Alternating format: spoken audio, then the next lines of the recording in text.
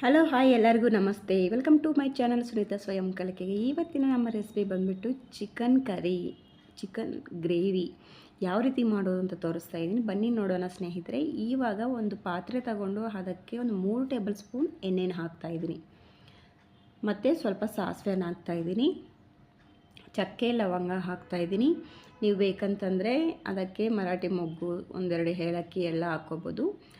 Next ಅದಾದಮೇಲೆ medium size ಈರುಳ್ಳಿನ 2 cut ಮಾಡಿ ಇಟ್ಕೊಂಡಿದ್ದೆ ಸ್ನೇಹಿತರೆ, ಅದನ್ನು ಸಹ ನಾನು ಹಾಕ್ತಾಯಿದ್ದೀನಿ. ನೆಕ್ಸ್ಟು ಬಿರಿಯಾನಿ ಎಲೆ 1 ಎಳೆ. ನೆಕ್ಸ್ಟು ಮೀಡಿಯಮ್ ಸೈಜ್ ಈರುಳ್ಳಿ ಆಯಿತು. ಮೀಡಿಯಮ್ ಸೈಜ್ ಸೇಮ್ ಟೊಮೊಟೊನೂ ಅಷ್ಟೇ, 2 ಈರುಳ್ಳಿ ತೊಗೊಂಡಿದ್ದೀನಿ, 2 ಟೊಮೊಟೊ ತೊಗೊಂಡಿದ್ದೀನಿ.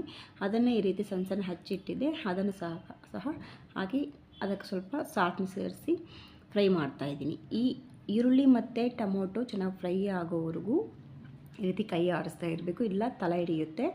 ಸೊ ಅದಾದಮೇಲೆ ನಾನು ಶುಂಠಿ ಬೆಳ್ಳುಳ್ಳಿ ಹಸಿಮೆಣಸಿನ್ಕಾಯಿ ಪೇಸ್ಟ್ ಮಾಡಿಟ್ಕೊಂಡಿದ್ದೆ, ಅದನ್ನು ಸಹ ಸೇರಿಸ್ತಾ ಇದ್ದೀನಿ ಸ್ನೇಹಿತರೆ. ನೀವು ರೆಡಿಮೇಡ್ ನಿಮ್ಮ ಹತ್ರ ಇದೆ ಅಂತಂದರೆ ನೀವು ಶುಂಠಿ ಬೆಳ್ಳುಳ್ಳಿ ಪೇಸ್ಟ್ ಸಪ್ರೇಟಾಗಿ ಹಾಕ್ಕೊಂಡು ನೀವು ಹಸಿಮೆಣಸಿನ್ಕಾಯಿ ಬೇಕಂದ್ರೆ ಹಾಕ್ಕೋಬೋದು. ನೆಕ್ಸ್ಟ್ ಅದಾದಮೇಲೆ ಇದು ಹಸಿ ಸ್ಮೆಲ್ಲೆಲ್ಲ ಹೋಗೋರು ಕೈ ಆರಿಸಿದ್ದಾದಮೇಲೆ ಸ್ವಲ್ಪ ಚಿಕನ್ ಮಸಾಲ, ಸ್ವಲ್ಪ ಗರಂ ಮಸಾಲ, ಸ್ವಲ್ಪ ಮಟನ್ ಮಸಾಲ.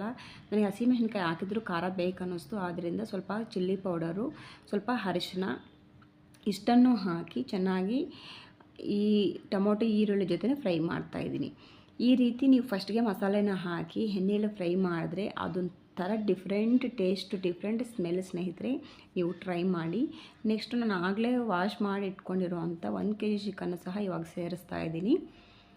ನೀವು ಏನು ಚಿಕನ್ ಕ್ವಾಂಟಿಟಿ ತೊಗೊಂಡಿರ್ತೀರೋ ನೀವು ಮಸಾಲೆ ಪೌಡರ್ನ ಸಹ ಅಷ್ಟರಲ್ಲೇ ಯೂಸ್ ಮಾಡ್ಕೋಬೇಕಾಗುತ್ತೆ. ನಾನಿಲ್ಲಿ 1 kgಗೆ ತಕ್ಕ ಮಟ್ಟಿಗೆ ಎಲ್ಲ ಚಿಕನ್ ಮಸಾಲ ಒಂದು 3 ಟೇಬಲ್ ಸ್ಪೂನು, ಧನಿಯಾ ಪೌಡರ್ ಒಂದು 3 ಟೇಬಲ್ ಸ್ಪೂನು, ಗರಂ ಮಸಾಲೆ ಒಂದು ಅರ್ಧ table spoon, chilli 1 table spoon, ಈ ಮಟ್ಟಿಗೆ ತೊಗೊಂಡಿದ್ದೀನಿ. ಸೊ ನೀವು ಇನ್ನು ಸ್ವಲ್ಪ ಎಕ್ಸ್ಟ್ರಾ ತೊಗೋಬೋದು, ಜಾಸ್ತಿ ಚಿಕನ್ ಆ್ಯಡ್ ಮಾಡೋಂಗಿದ್ರೆ.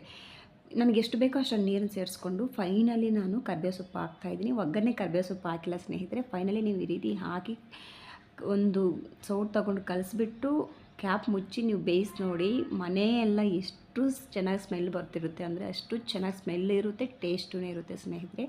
ಸೊ ನಾನು ಹೇಳಿರೋ ಈ ಟಿಪ್ಸ್ನ ಫಾಲೋ ಮಾಡಿ ಚಿಕನ್ ಕರಿ ನೀವು ಮಾಡಿ ನೋಡಿ ಸ್ನೇಹಿತರೆ. ಹೇಗಿದೆ ಅಂತ ನನಗೆ ಕೆಳಗಡೆ ಕಮೆಂಟ್ ಬಾಕ್ಸಲ್ಲಿ ತಿಳಿಸ್ಕೊಡಿ. ನೋಡಿ, ಈಗ ಆಲ್ಮೋಸ್ಟ್ ಚಿಕನ್ 3/4% ಬೆಂದಿದೆ. ಈಗ ಫೈನಲಿ ನಾನು ಚೆಕ್ ಮಾಡ್ತಾಯಿದ್ದೀನಿ ಬೆಂದಿದೆಯಲ್ಲ ಅಂತಂದ್ಬಿಟ್ಟು. ನೋಡಿ, ನನಗೆ ಅಷ್ಟೊಂದು ಫ್ರೈ ಥರನೂ ಬಂದಿಲ್ಲ. ನನಗೆ ರೈಸ್ಗೆ, ಮುದ್ದೆಗೆ, ಚಪಾತಿಗೆ ಸರಿ ಹೊಂದುವಂಥ ಸ್ಟ್ರಕ್ಚರಲ್ಲಿ ಬಂದಿದೆ. ತುಂಬ ಚೆನ್ನಾಗಿದೆ ಸ್ನೇಹಿತರೆ, ನೀವು ಟ್ರೈ ಮಾಡಿ. Thank you for watching.